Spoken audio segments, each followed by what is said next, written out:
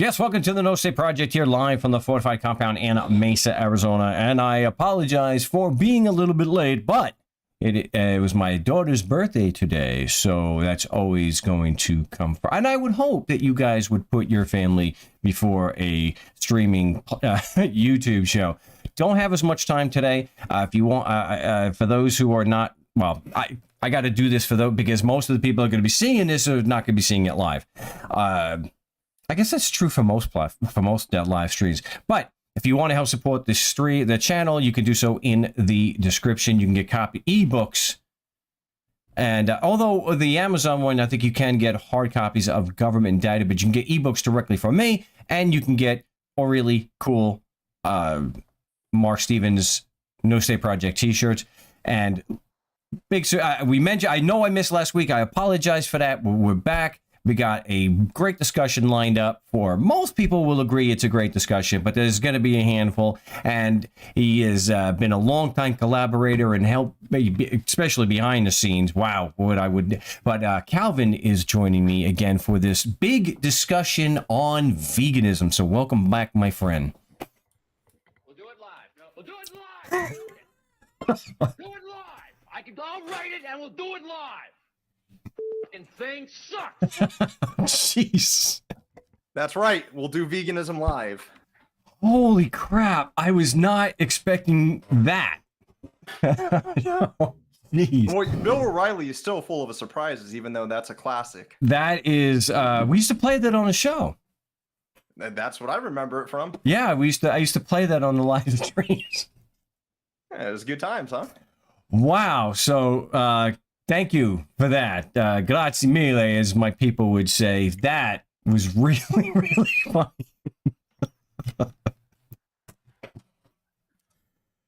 We can end on that. I don't have anything to play us out, though. There we go. Well, what is that? We might have a few surprises later. What does that mean? There was there was one edit before we get into the veganism. There was one edit that you did. And it was also a surprise. And it had to do with a woman who was a county attorney in Washington State. And you had played the end of near the call towards the end where she says, I didn't say that. And then you edited in a record scratch and you brought it back to the beginning of the call where she actually did say it. That was also one of your greatest hits. Yeah, you know, these bureaucrats are really arguing with themselves. All you have to do is just hit playback. Yeah, you know, and that I think it's a smart thing on their part that the ones who don't answer questions directly, because then they tend not, then they're not able to be caught like that. And I was like, well, no, you did say this. So if they're vague and they don't answer the question, then the journalist, whoever's doing the interview, can't turn around and say, whoa, you did say that. And Mark, if you're an interrogator and you're questioning someone on whether or not they are guilty of something and you're trying to feel it out, when they aren't forthcoming with their answers, what does that generally tell you? Or what would that tell an investigator more so? They're hiding something. You got the goods on them. And so it should tell you something when you're in court and you ask these straightforward, simple questions. It should be very obvious. Their words, not ours. Then the fact that they're getting shifty and they can't answer it really kind of tells you what's going on there. And yeah, those calls to shames are very instructive on showing us the nature and the causes of the charges and proceedings. Yeah, there's quite a bit up there. Of course, I didn't post everyone. It was tough to keep up. And it's also difficult to listen back to a lot of those and try to, edit just what was appropriate for broadcast. But there was one in particular that I was mentioning to someone the other day that it should be up there. And I was acting as a Mackenzie friend, which is something a little bit that I did more in Canada. And so I was actually working with Jermaine. I think it was Jermaine. And the prosecutor, we were actually in discovery. And for those douchebags out there who think UPL, again, look up Mackenzie Friend, because it was totally, you know, on the up and up. It was something you could do. Just like when I was doing tax cases at the state level here, it was never an issue. But for those who, you know, who want to be douchebags, this was going back at least, I think it's 5 years. So we're in discovery. And we had put in, you know, there was a number of things that we were asking for, and I'd gotten on the phone, and I'm talking with the prosecutor and the Crown prosecutor, and I had asked a number of questions, really just for evidence that the witness was going to testify to, which is standard stuff, right? Pretty standard. Yeah. You have a witness who's going to be testifying to XYZ. We want to know the facts that's based on, because it's nowhere in the record. We don't see it. So she said, put it in writing. I said, well, will you be responsive if I put those in writing? Which I have no problem doing. That's part of the discovery. You put it in writing. We had already planned, already had it drawn up. And she said, well, I will, if you put it in writing, I will respond. And I said, that's not the question. Question is, will you be responsive to the questions? And she kept on repeating, and again, this is on the site, on the channel. You can now hear the actual call, and she absolutely would not be responsive to my question. She wouldn't say she would be responsive. She just kept on saying she would respond. And any half idiot knows that's not a response to the question, right? That's right. I mean, but that's part for the course with these bureaucrats, is just to kind of straw man their way through these questions. When they can't answer, they'll just go somewhere else with it, move the goalpost, or otherwise find anything that will work to avoid responsibly answering the question. Again, what is that telling you as an investigator? What is that telling you as a normal, unbiased observer? That something fishy might be going on there. If someone's not answering a direct question, especially something that was so innocent as, you're asking me to put the questions in writing. We are actually in formal discovery. Will you be responsive? It's a yes or no. It's not a difficult question. There's no additional context there that you need to answer the question. Will you be responsive to, and she already knew the questions. If you listen to the call, she already knew what I was asking. She just didn't want to answer it in the moment, because she knew full well she didn't have a leg to stand on. So it's like you're asking, what does that tell you as an investigator, that she can't answer the question? If she had the evidence, she would just give it. It's that simple. And that's why, and we'll get it. See, that's something that I went back and forth with. Well, I shouldn't say back and forth, but I did have some argument with a prominent self-proclaimed anarchist, a very angry one. You really call it an argument if all you're doing is really just staying on point? I mean, you know, it'd be one thing if you're actually taking a position and putting it forth, but when it comes to, you know, this type of litigation that we're discussing, the effective damage control, which we're no longer engaged in, but however, when you're doing that, you're not necessarily really even taking an argument. You know, I think that's even a stretch to say that. Well, you got to remember, I changed the context there. I was talking about when I was talking about veganism with a self-proclaimed anarchist. Oh, okay, right. So I did have some back and forth. I'll phrase it that way. It's innocent enough, where I did present counter arguments to his lame arguments, and instead of addressing my argument, even though I thought we were both adults and I thought we had some kind of mutual respect for each other, apparently it was only one-sided. I was the idiot who actually saw him as a colleague and thought there was some kind of mutual respect there. But va fongul, you know, I mean, that's what I got from it. Then when I wasn't worthy of discussion is what it came. It is I think almost an exact. I have a whole video. Though from a number of years ago, at least 4 years ago, where and that's where I just stopped discussing things with well, he was Locke and Rose, so you guys can look up. And this is coming from a person who preaches and talks and goes on about ethical, you know, consistency, but when it comes to actually applying ethical consistency and integrity, you know, there's a little disconnect there. So again, it might say more about the individual than it would be about any shortcomings that you might be having, whether it be in your argument, your practice, or whatnot. I mean, oh yeah, I got plenty of shortcomings, but I don't think that's I don't think any of it. The only shortcoming I think that I presented there with any discussion with someone like Larkin Rose was that I grossly exaggerated the extent of our acquaintance. Is that a way to, you know, I that's didn't. one way to put it. I was, yeah, I didn't, and I had him on the show, and I liked him, and I liked the material, I liked his books, I promoted the books. I didn't realize how one-sided a relationship it was, that I was just some schmuck to him, which is fine. I mean, you know, hey, he's probably got a point in some, you know, to some degree. I am just a schmuck from Long Island. I have to own that, right? I mean, come on. But at least address the arguments. I mean, you know, that's why I said on a stream a while back, I might throw an insult out that but I will still address the argument. I won't ever use an ad hominem.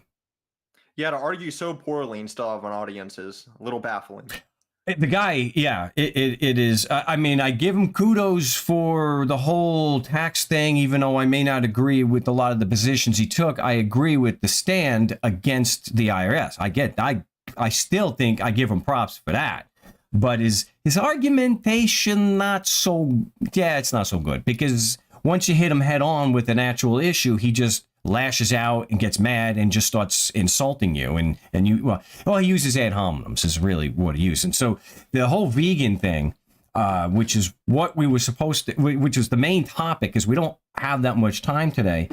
My whole thing, and I think it could get boiled down to like veganism, and I just real quick, so bear with me for a second. The people watching can see, veganism is a philosophy. Oh, here we go. Oh, we're going to get a lot of blowback from that, right? Veganism is a philosophy and a way of living which seeks to exclude, this is the important part here. I'm going to highlight just that part as I read that. Let me guess, the unnecessary suffering of sentient beings. No, something along those lines. No, it says as far as is possible and practicable. Okay? Because one of the really bad arguments that Larkin had was the all or nothing argument. Well, you can't. That's a little absolutist. Yeah, well, and I've had people call it really angry because they see I'm still in the same room that I was, 6 years ago. And the whole thing is the glue that holds my walls together. You can't. Oh, look at this broken phone. Can you see how busted that damn thing is? That's much better than an iPhone because there's chunks missing of my lens and or my screen. It still works. And I got the phone and I got the computer and there's animal products in there. And if you can, you may not eat, but you still But you see, that's why you always define your terms as far as is possible and practicable, and all forms of exploitation of and cruelty to animals for food, clothing, or any other purpose, and by extension promotes the development and use of animal-free alternatives for the benefit of animals, humans, and the environment. In dietary terms, it denotes the practice of dispensing with all products derived wholly or partly from animals. And this is what I used, Calvin. I don't expect many people to remember. Although, please do a search on my channel and go see that video because it's like 20 minutes. I mean, I break down every single argument he lays against me and debunk that. And that's why he lashed out against me because, well, when you don't have an argument, you go to, ad hominem. And it boiled down to, the example I gave was that at the store around the corner from me, I had seen that despite all the garbage pails that were in the parking lot, that people will still just dump their trash right there a few feet from it. And that I thought was an act, like metaphor for people who will say they oppose the cruelty of animals, but they'll still eat meat. It's like it just comes down to not being a douchebag and not being a jerk. There are alternatives. You don't need to do that. You could just be completely selfish, okay, and do it strictly for health reasons because the health reasons can't be overstated here. Vegans, you and I, you're a vegan also. I've been a vegan since 2015. we have the lowest risk of all-cause mortality. Yeah, I mean, Yep, and that's a clinical science. And I hate to use the word science because a lot of people think that you could have a study for anything and you get a study to tell you anything. But when you use clinical science, that's just another fancy word or smart word to say results. That's what the results show us. If you profile the longest lived or the healthiest populations, tend to be mostly, if not purely, plant-based. yeah, and I would throw this out. I know I love this joke. It's great. It's like, I'm not a vegan because I love animals. I'm a vegan because I hate plants. No, not really. That didn't land with you. Well, I mean, it doesn't make. I think I see the humor in it, but These are the jokes, people. I guess if it, right, yeah, it's still landing, right? Oh my gosh! How could that joke not land? I'm vegan because I hate plants. But I mean, I guess if you hate eat, I mean, I find a lot of joy in eating, but yeah, no, I get it. But I eat the plants because I hate them. That's the. Oh. All right, you are in New Hampshire now, so what can I do? But so if you go back into the archive here on the shows back into the summer of 2015 on a live broadcast, so there's video evidence of my being confronted with an inconsistency. We just started talking about inconsistency of thought. I didn't know where it was going to go. Just like almost every discussion we have like now, I don't have an end in sight. And it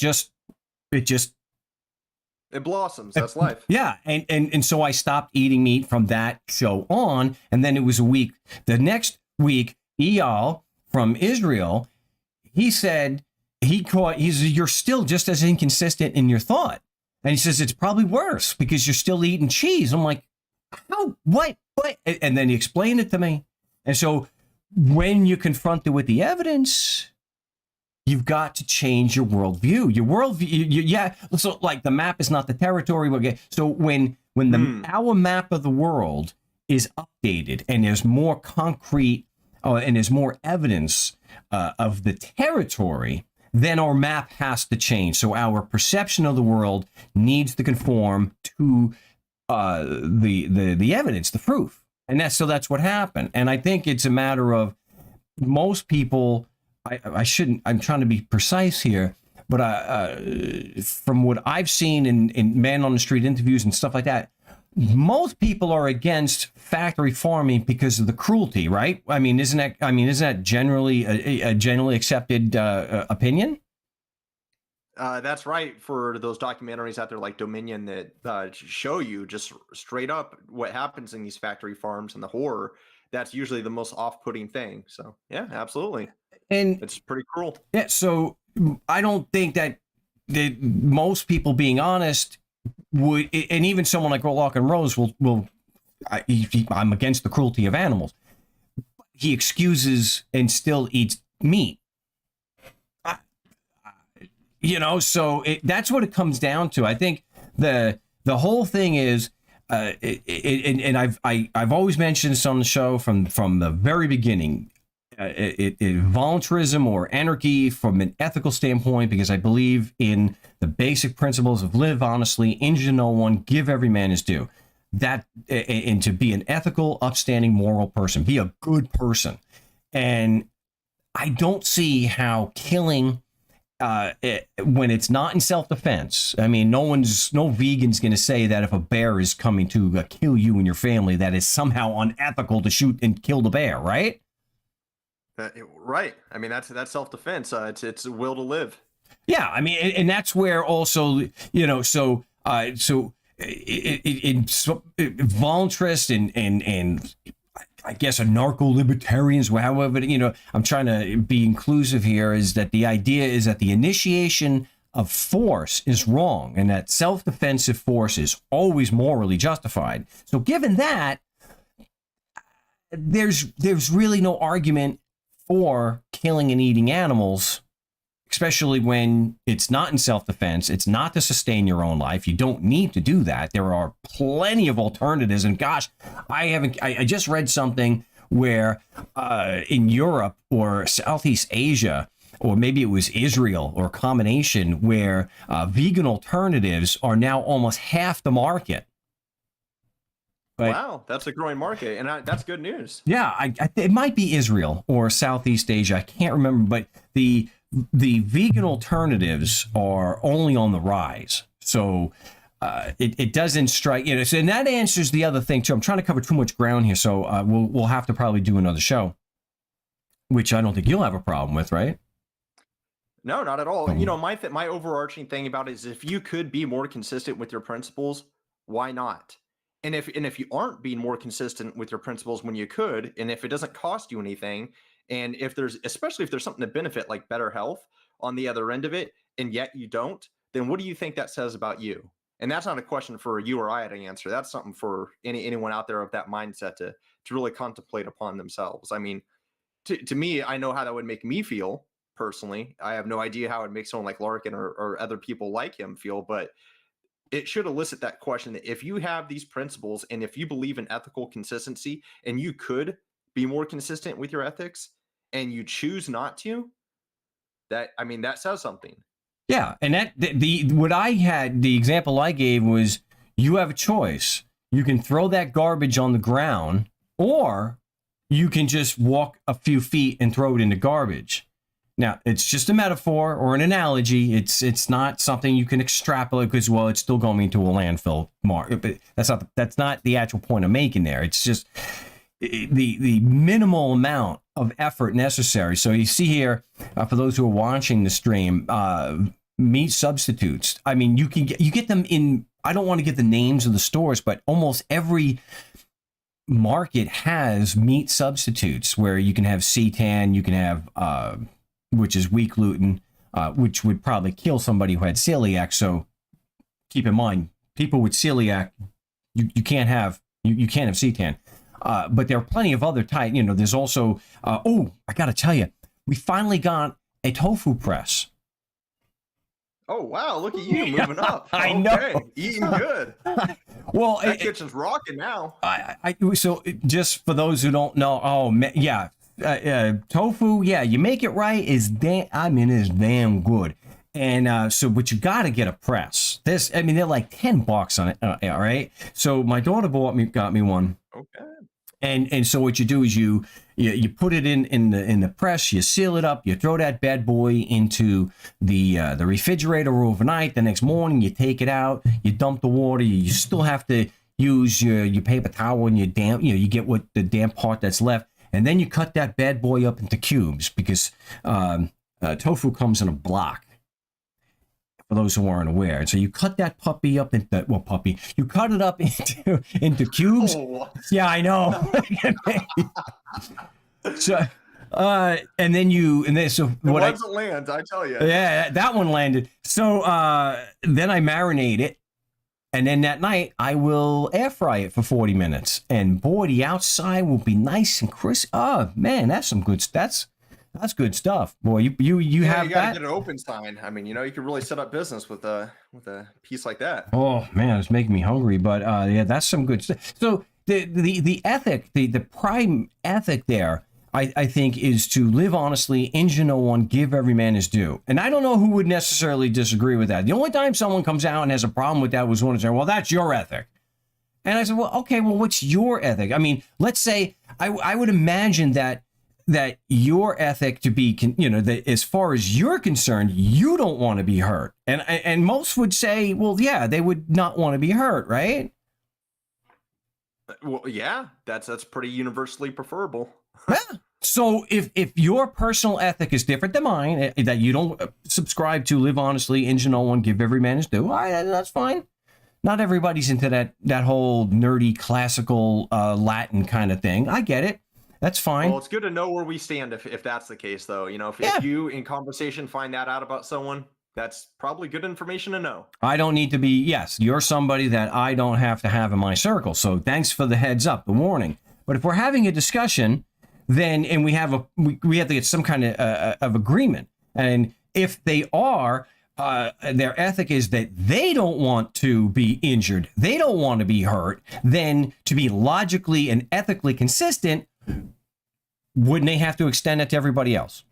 Well, if that's what they want, how do they think a world where that was the actual reality would treat them? if everyone, the world is just a little bigger than just one individual or yourself. You do have to consider at least other people. And so if you had everyone out there just thinking about me, then if that's how you feel, if you're that self-interested, how do you think you're going to be treated if everyone else thought the same way as you?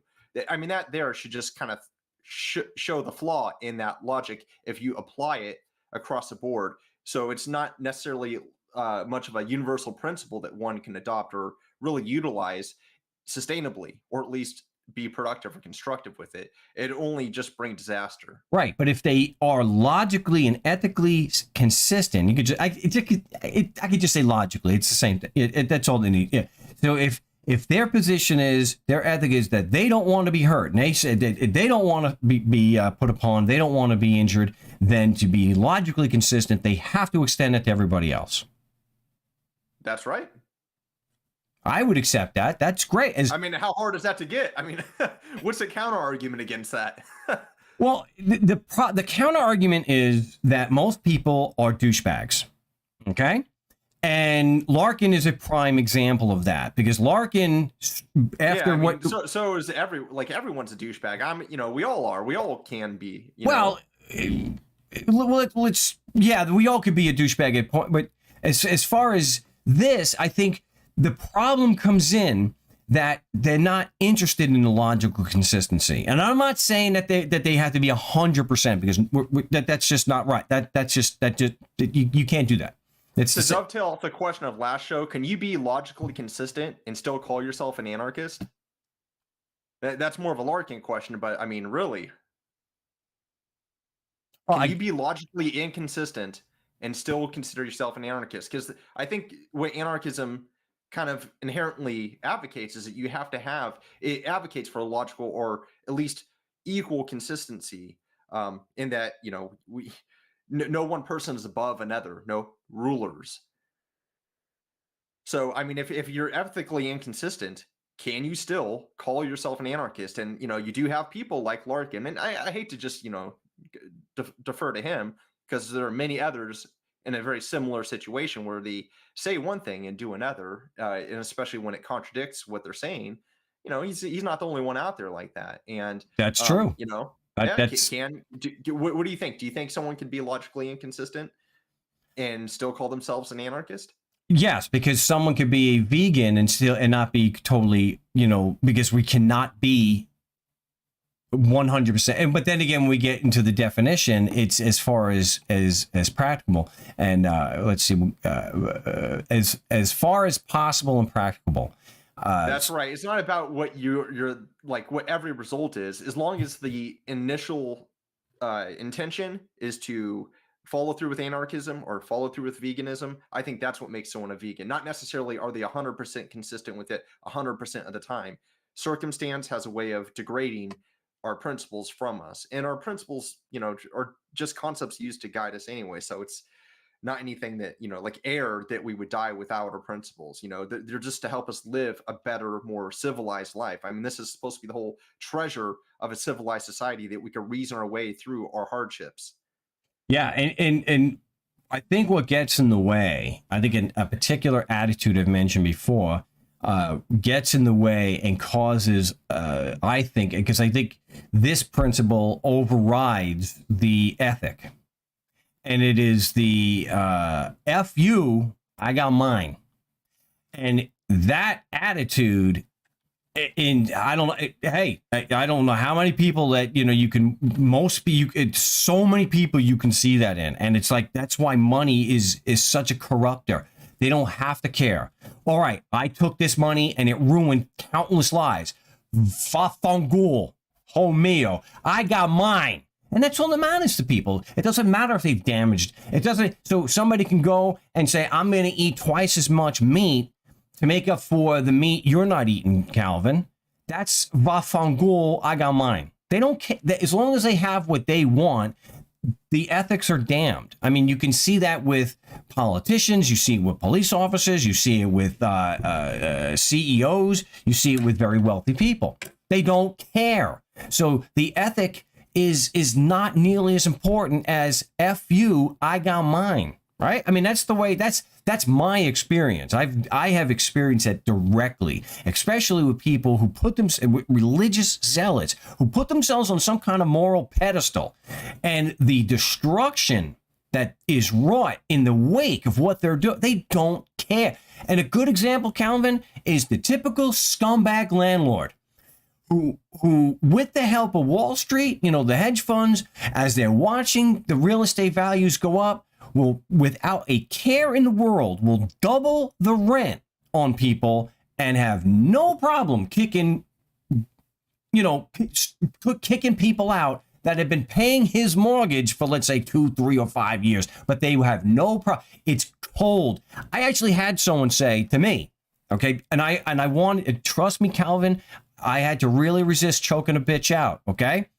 He told me, I have houses in that neighborhood, and I'm telling you right now, you are damn lucky because I would at least double your rent. I'm like, man, I'm glad you told me what kind of an a-hole you are. That's cold. And that is fafangul homeo, right? I mean, that's F you, I got mine. And as long as they're raking in the cash, it doesn't matter how much they're damaging other people. It doesn't matter. I mean, you don't have to have, I mean, Amazon is just one of how many examples of that. Then you got, Apple. Holy crap. We could do a year's worth of show and still only scratch the surface on what an unethical company that is.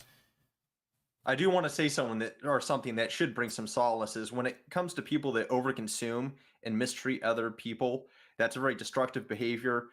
Firstly upon their victims, but ultimately upon themselves. And nature has a way of correcting such imbalances or such extremes. In this case, if you're over-consuming meat, you live an unhealthier lifestyle and you leave this realm a little sooner than the more healthy people. So I'm not saying that this is something that's going to correct in our lifetimes or anything, but in the long run, it's not anything that I think nature has to worry about, because when it comes to those who overconsume, history teaches us how that ends up. So, the people that live these types of lifestyles will also live the type of fates that these lifestyles yield. So while it is cold and it makes it a tough living situation, I think ultimately in the end, it's going to be toughest for them, because people that have to live through their hardships, they'll find a solution. They'll find a peace down the road. People who live like that, who are just living cold and just taking and taking and taking without thought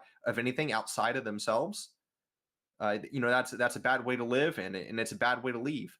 Yeah, there was something I saw today, and in my study of the Stoics, and an example this modern day Stoic philosopher had given was that some big name author was making fun of, I think he was discussing and putting down the author of Catch-22. We're like, that's all you did.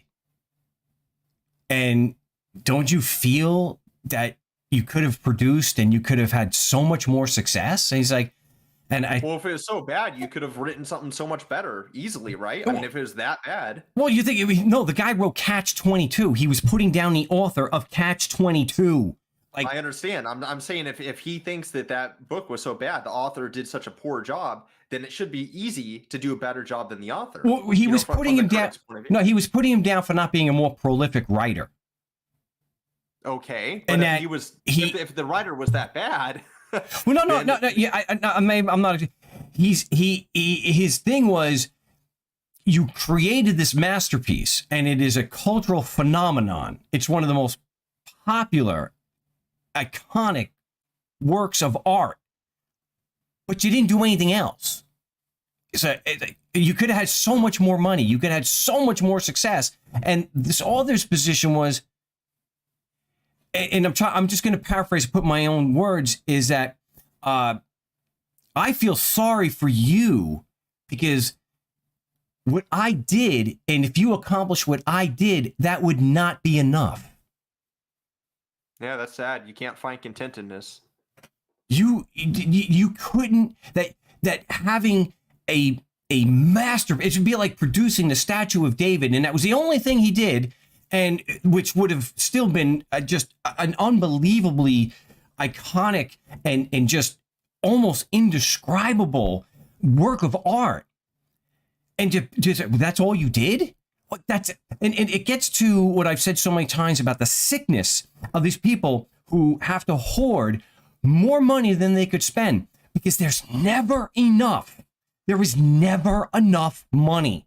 And in that, I think it's a serious character flaw, because if you're doing something that, one, requires the exploitation of other people, and you have no conscience about it, that like you mentioned earlier, it's a statement about them, not the people that the poor people they're exploiting. It's because they have an insatiable need.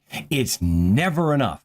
Like someone like Elon Musk, more money than his family could spend in 100 generations.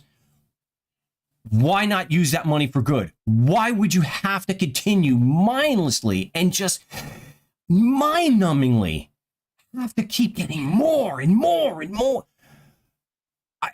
Honestly, if I just had enough money to cover my expenses, I can't even tell you how much joy that would bring me, that I didn't have, that just not having to worry about meeting my expenses. The idea that you have to keep going, that to me, just, that doesn't sound like a good time. It doesn't sound like there's no contentment, right?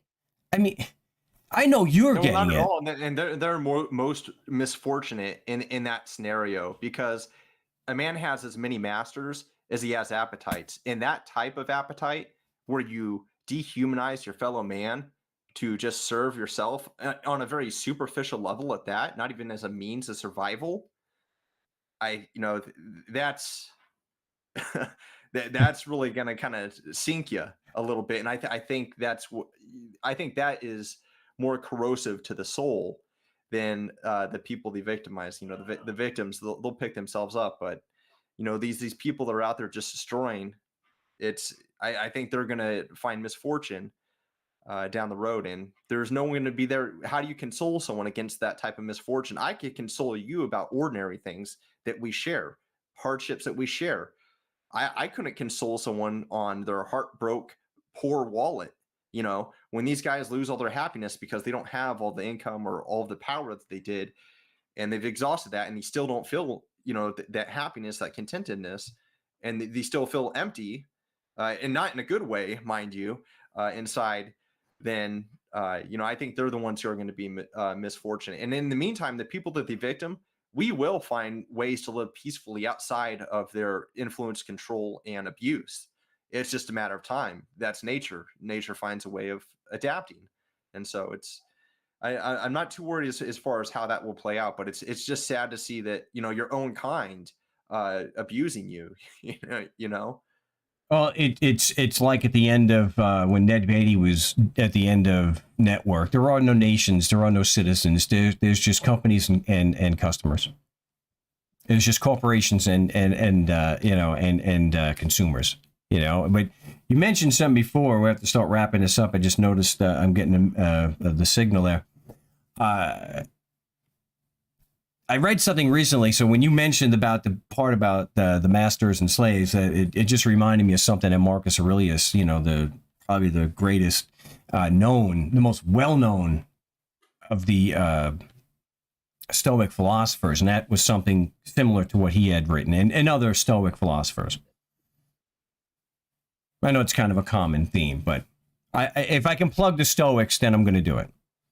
Well, I mean, and if you just observe history, I'm not really schooled in Stoicism, so I can't necessarily comment about that. But if you just kind of pay attention to history and just kind of see what happens to those who overconsume versus those who are modest, I mean, history will teach you all you need to know. What more do you need than that? Yeah, for me, if I had more than enough money that I couldn't spend in a lifetime, and I would take my kids, my wife and kids, you'd never hear from me again. I would be exploring this world because Memento I mori. imagine you'd be sharing the wealth. I mean, I think you were on your way to Yeah. doing that.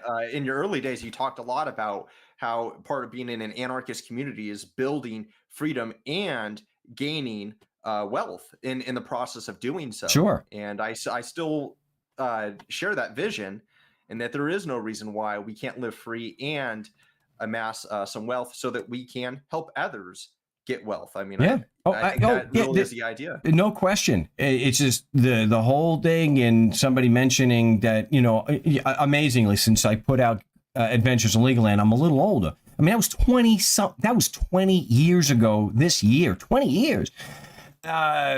But It still slaps. Yeah, and government indicted. I was with you when we first, you know, you were with me in Libertopia. Government indicted is 10 years ago. So, you know, time, and that's why memento mori. That, and I think I could tie that in to veganism, because memento mori, for those that's Latin, of course, if you don't know the phrase, a very common phrase in Stoic philosophy, and that is basically a reminder of death, that death comes for all.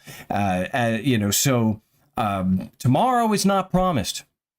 We're very lucky. I think, you know, I woke up today, and if, you know, history is, I'll wake up tomorrow, but we're not guaranteed a tomorrow. And so, Amen. Yeah, to live and be healthy and be good, to be kind and ethical, these are good things. Va fangul homeo, you know, F you, I got mine. I don't think that's a way to live. I think that just the act, to me, just saying it doesn't feel right, because it's not an ethical, good way to live your life. Screw you, I got mine. That's the kind of person Calvin is never going to have enough. He's not going to have enough cars. He's never going to have enough money. He's never going to have enough, you know, sexual conquest. It's never going to be enough. There's never going to be any kind of contentment. And maybe we could talk about this next time, but it also takes away from the divinity. You know, if you believe in the divine, and maybe if you extend that the divine exists everywhere, when you live that type of lifestyle, not only are you living and living that type of lifestyle unnecessarily, when you know, unpractically, when there are other options that are, you know, just as available. Yeah. I'm sorry, I forgot exactly where I was going with that. How old are you now? 40. Okay. Yeah. Well, all right. It's kicking in, isn't it? Yeah, it was a little ageism on my part, so I was just going to make that joke. But making the joke kind of took it. When you live that lifestyle, I'm sorry, that cuts into the divinity. It takes away from your inner divinity, and you know, when you compromise your ethics and you compromise your principles when it's not necessary, and in fact it's easier to comply with your principles, you really, when you take away from that divinity, you also take away from your self-esteem. It lessens everything else downstream. It's a very upstream effect when you start compromising on your principles when you don't need to. Now, you know, if you're trying to survive, that's another discussion, a whole other discussion, of course. But, you know, we don't live in those times anymore. You know, there is an abundance of resources, there's abundance of nutrition, and there's no reason why anyone should be so starved that they have to go scoop something up and eat it, you know, and that's not what it comes down to. People are just living self-indulgent lifestyles, very solipsistic lifestyles, and yeah, it's really degrading them more than it's helping them. But, you know, it's really hard to help someone help themselves. They're going to have to do that themselves. Yeah. It has to be an inner journey. And to end on this, we'll wrap this up here, because again, I'm going to drop off any moment. So hopefully I can finish this whole thing. A growing political philosophy that incorporates veganism as part of its revolutionary praxis is vegan anarchism, which seeks total abolition or total liberation for all animals, including humans. Vegan anarchists identify the state as unnecessary and harmful to animals, both human and non-human, and advocate for the adoption of a vegan lifestyle within a stateless society. Nice. And every once in a while, they kind of show us that they don't prefer rulers. You know, you see it on YouTube every once in a while when one of these animals just kind of turns on their master or turns on their handlers or escapes the zoo. You know, nature has a way of reminding us about such things. There was a great song in the 70s called Godzilla from Blue Oyster Cult. History shows again and again nature points out again and again the follies of man. Godzilla. So, you know that song, right? Nope. That's out of my wheelhouse. I'd play it on. I'd play it on the here, but I get a copyright strike. But Blue Oyster Cult, Godzilla, check it out. Great song from the mid-70s. History points out, nature points out again and again the follies of man, Godzilla. So, and that's kind of what the theme was with Godzilla, because, you know, it was the nuclear bombs and, you know, all those B movies, the monsters in the 50s. It almost 9 times out of 10 had to do with nuclear war and the horrors of nuclear war, and that's why Godzilla was as big as he was. So, all right.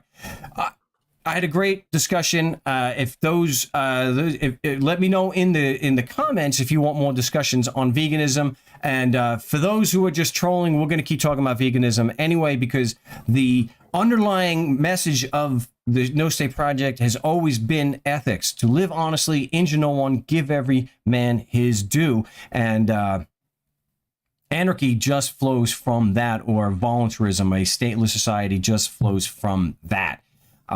So let me know in the comments, and if you want to help support the channel so we can do more streams more frequently, I think that was a little bit redundant, but if you want to, so we can do more streams, then you can do so in the description. So, and you can also, I don't have one of those shirts on today, but you can get an anarchy shirt. The links are in the description. Calvin, appreciate it. Any last thought?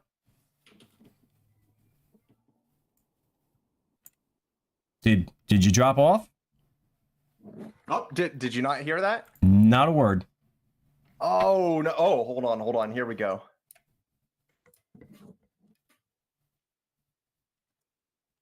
Nope. Oh, man, we're going to have to edit this out. See a doctor. Oh, why do you say that? I'm beginning to like the show. Okay, that I heard. Very nice.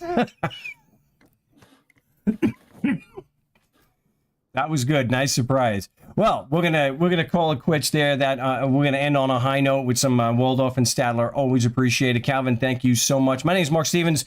This has been another edition of the No State Project. Why veganism? Because, hey, be a good person. Live honestly. Injure no one. Give every man his due. It doesn't hurt to be consistent. No, but it almost always hurts to be inconsistent. Well, I mean, you know, unless you don't give a crap about anybody else, and, you know. Well, you're going to be hurting but you'll be hurt. Yeah, if you're inconsistent, you're probably going to be hurting somebody else. Well, then there you go. Yeah. But if you're, well, we'll call it quits there. Just hold on. I'll be back with you, Calvin, in just a moment. My name is Mark Stevens. We will be back on Wednesday. So if you have any ideas or topics, if you don't want to hear veganism on the next show, let us know in the comments what you like to hear on the Wednesday broadcast. And till then, salud. I thought we were off. I thought so too. I screwed that up.